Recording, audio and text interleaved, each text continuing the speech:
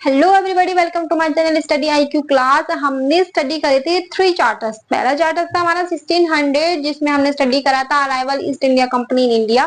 Second हमने study करा regulating act 1773 जिसमें हमने देखा कि किस तरीके से ईस्ट इंडिया कंपनी ने कंपनी को कंट्रोल और रेगुलेट करने के लिए रेगुलेटिंग एक्ट पारित किया।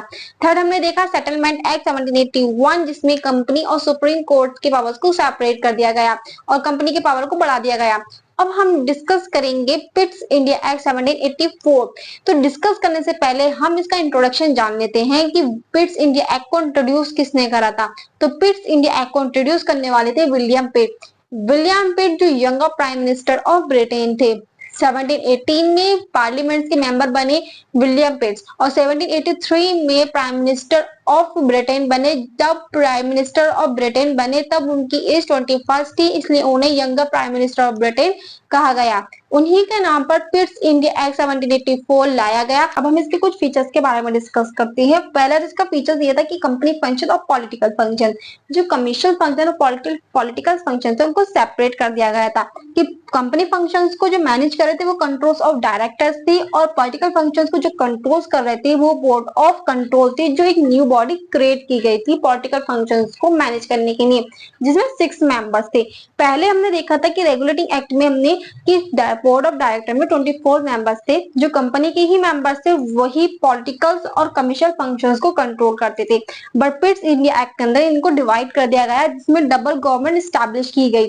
क्वेश्चन आता है कि दोहरी शासन प्रणाली किस एक्ट के द्वारा लाई गई थी। तो दोहरी शासन प्रणाली जो डबल गवर्नमेंट थी वो हमारे पिट्स इंडिया एक्ट 1784 के द्वारा लाई गई थी।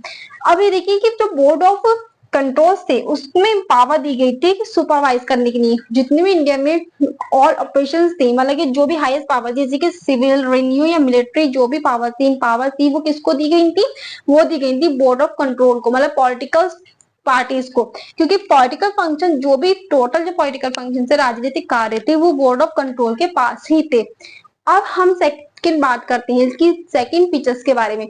तो बात करते हैं इसके सेकंड फीचर्स के बारे में। तो सेकंड फीचर ये है कि हमने देखा रेगुलेटिंग एक्ट में एग्जीक्यूटिव काउंसिल हमारे 4 मेंबर्स थे जो मेजोरिटी में थे, जो भी डिसीजन लिया करते थे उसका आंसर वे वॉरेन हेस्टिंग जो बंगाल की गवर्नर जनरल थे उनको देना होता था और मेजोरिटी में ही एग्जीक्यूटिव काउंसिल होती थी। लेकिन बंगाल के जो गवर्नर जनरल थे उनकी पावर सिर्फ देखने की थी, क्योंकि पावर जो थी वो एग्जीक्यूटिव काउंसिल की थी। लेकिन पिट्स इंडिया एक्ट में ये थोड़ा लेस कर दिया गया। इसका सबसे बड़ा इफेक्ट ये हुआ कि एग्जीक्यूटिव काउंसिल के जो 4 मेंबर थे 4 से माइनस करके 3 कर दिए गए थे। अगर अब कोई भी डिसीजन एग्जीक्यूटिव काउंसिल के थ्रू लिया जाता है तो मेजोरिटी में नहीं होगा, क्योंकि 3 मेंबर्स थे। 3 मेंबर्स से अगर 2 मेजोरिटी में है, 1 नहीं है, तो वो बंगाल गवर्नर जनरल में 2-2 हो जाएगा, मतलब टाई हो जाएगा। लेकिन उसमें ये भी इंक्लूड किया गया कि बंगाल की गवर्नर जनरल को वीटो पावर दे दी गई। वीटो पावर को अगर हम सिंपल वे में समझे तो नो, अगर एग्जीक्यूटिव काउंसिल कोई भी बिल बनाती है और वो 3 ही मेजोरिटी में है और बंगाल की गवर्नर जनरल वॉरेन हेस्टिंग्स नहीं चाहते वो पास हो, तो वो मना कर सकते हैं क्योंकि उनको वीटो पावर दे दी गई थी। अब हम बात करते हैं हमारे इसके एक्ट सिग्निफिकेंट, मतलब कि इसको कुछ महत्वपूर्ण कार्यों के बारे में। जो कंपनी टेरिटरीज इंडिया, मतलब कि भारत में जो कंपनी टेरिटरीज थी उनको फर्स्ट टाइम ब्रिटिश पोजीशंस कहा गया। भारत में पहली बार ब्रिटिश पोजीशन कहा गया था। और सेकंड ये था कि ब्रिटिश गवर्नमेंट के पास, मतलब कि ब्रिटिश गवर्नमेंट को सर्वोच्च सुप्रीम बना दिया गया था, चाहे वो कंपनी से रिलेटेड वर्क हो या एडमिनिस्ट्रेशन, मतलब कि भारत के प्रशासनिक कार्य से रिलेटेड हो।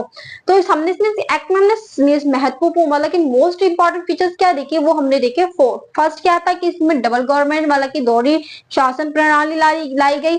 सेकेंड हमने क्या देखा कि इसमें एग्जीक्यूटिव काउंसिल्स के मेंबर्स को 4 से करके 3 कर दिया गया। और थर्ड हमने देखा कि बंगाल के गवर्नर जनरल वॉरेन हेस्टिंग्स को वीटो पावर दे दी गई थी।